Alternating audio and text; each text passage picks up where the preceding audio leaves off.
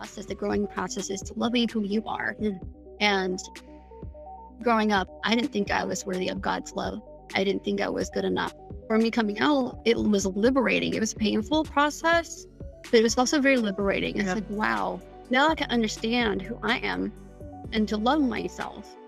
It is so, so important to find people that go through the same things, people that have been through the coming out process, because it's not just one time.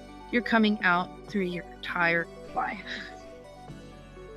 But it is a very liberating thing, and you want to celebrate that. Don't stay in the shadows, right? Are forced to be reckoned with. I went through years of trying to deny it, like many people. I found a community and made friends and started the long journey of accepting myself for who I am. And so in every time I meet somebody new, I have to make a decision about whether or not it's necessary or appropriate to reveal my sexuality to that person. Figuring out that I like men, so I felt very stuck and confused and didn't know who to talk to. So I resented myself for feeling like that. I tried to pray, was brought up in a church, so I was trying to pray that away.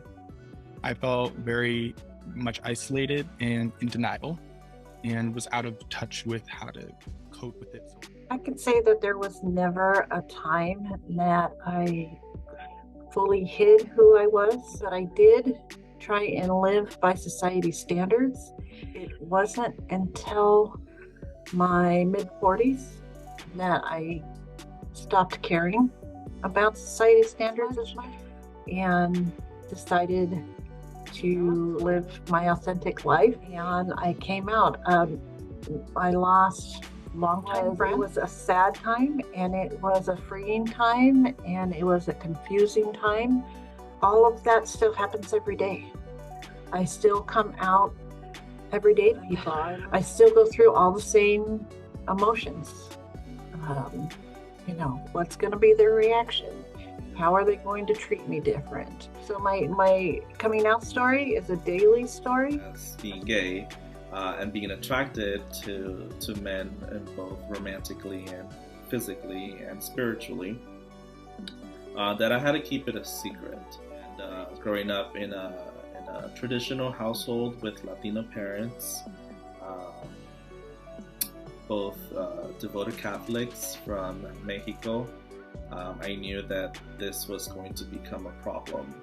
So I decided to keep it a secret until I was outed at the age of 16. I felt like he essentially shoved me out of the closet and put me in a position where I was able to either embrace truly who I was, this very important part of my identity, and no longer be a secret, and finally just share it with the people that I love.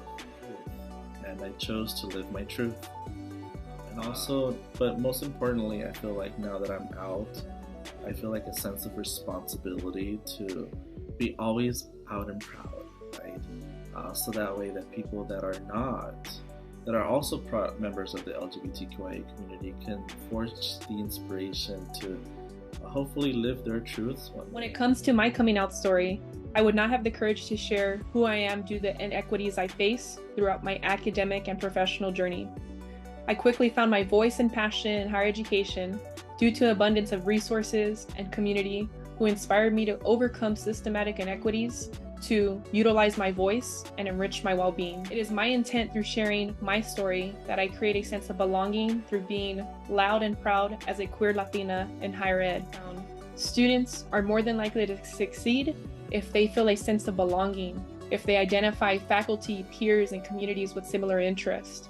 I strongly believe through sharing my story every day, this will allow me to create an effective learning experience grounded on social capital for all diverse scholars to flourish.